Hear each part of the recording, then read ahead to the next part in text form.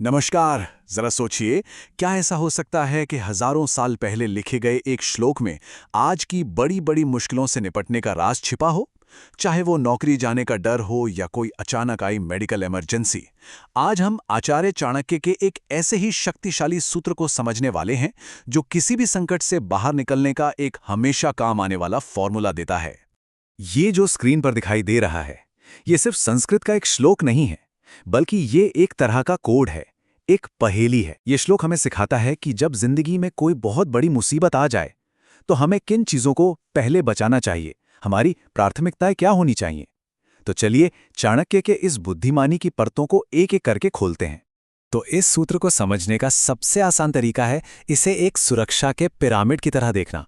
हाँ, एक पिरामिड जो हमें किसी भी संकट के समय फैसले लेने के लिए एक बिल्कुल साफ सुथरा ढांचा देता है। ये हमें बताता है कि इस पिरामिड में सबसे नीचे क्या है, बीच में क्या है और सबसे ऊपर किसे रखना है।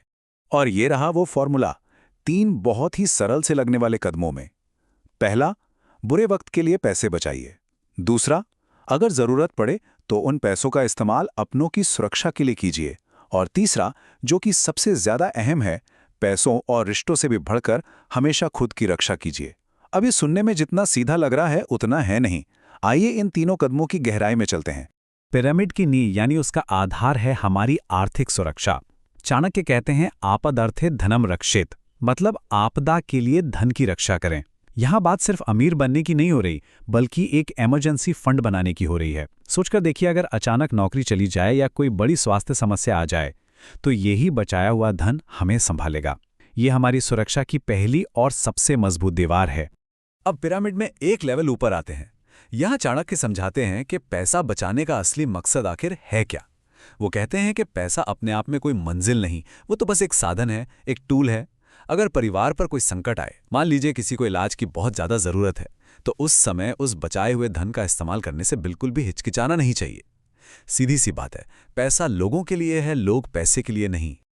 और अब हम पहुंचते हैं पिरामिड के शिखर पर। सबसे जरूरी और शायद सबसे मुश्किल सिद्धांत। चाणक्य का कहना है कि जब खुद का अस्तित्व ही दांव पर लग जाए तो अपनी रक्षा करना ही सबसे बड़ी प्राथमिकता बन जाती है। इस मोड़ पर पैसे और यहां तक के रिश्तों का भी त्याग करने के लिए तैयार रहना चाहिए, क्योंकि अगर हम खुद ही सुरक्षित नहीं रहेंगे तो न तो दोबारा धन कमा पाएंगे और न ही रिश्तों को निभा पाएंगे। तो ये सवाल मन में जरूर आता है कि चाणक्य ने ये प्राथमिकताएं इसी क्रम में क्यों रखीं, खासतौर पर धन को सबसे ऊपर क्यों नहीं रखा। इसका जवाब धन को लेकर उनकी गहरी समझ में छिपा हुआ है। वो दौलत को एक बहुत ही अलग नजरिए से देखते थे, जिसे समझना इस सूत्र के लिए बेहद जरूरी है। इस एक लाइन में बहुत गहरा मतलब है। लक्ष्मी हमेशा चंचल होती है। चाणक्य का मानना था कि पैसा कभी भी स्थायी नहीं होता, आज आता है कल जा सकता है। आज की दुनिया में देखें तो स्टॉक मार्केट ऊपर नीचे होता है, बिजनेस में नुकसान हो सकता है। क्योंकि धन इतना अस्थिर है, इसलिए इसे जीवन की सबसे बड़ी प्राथमिकता बनाना एक कमजोर नींव पर घर बनाने जैसा है। और यहीं पर चाणक्य जरूरत और लालच के बीच एक बहुत साफ लकीर खींचते हैं। उनका सूत्र जरूरत के लिए बचत करने की बात करता है, यानी एक सुरक्षा कवच बनाने की। ये लालच में आकर सिर्फ पैसा इकट्ठा करते जाने के बारे में बिल्कुल नहीं है। तो सबसे अहम बात यह है कि जो भी धन बचाया जाए उसका एक स्पष्ट उद्देश्य होना चाहिए, और वो उद्देश्य है सुरक्षा, न कि सिर्फ उसे जमा करते रहना। तो सवाल ये उठता है कि ये हजारों साल पुरानी बातें आज की हमारी इस भागदौड़ भरी जिंदगी में कैसे काम आ सकती हैं। चलिए अब चाणक्य के इस संकट सूत्र से वो व्यावहारिक सबक निकालते हैं जो आज भी उतने ही सटीक हैं जितने तब थे। देखिए, इस पूरी बातचीत का सार इन कुछ बातों में है। पहली बात, ये मानकर चलें कि जीवन में मुश्किलें आएंगी ही आएंगी। दूसरी, तैयारी पहले से करें, एक इमरजेंसी फंड बनाकर रखें। तीसरा, पैसे को एक औजार की तरह देखें, अपनी मंजिल की तरह नहीं। और सबसे जरूरी, अपनी शारीरिक और मानसिक भलाई को हर चीज से ऊपर रखें और अपनी जरूरतों और अपनी इच्छाओं में फर्क करना सीखें। तो अंत में एक बड़ा सवाल हमारे सामने है।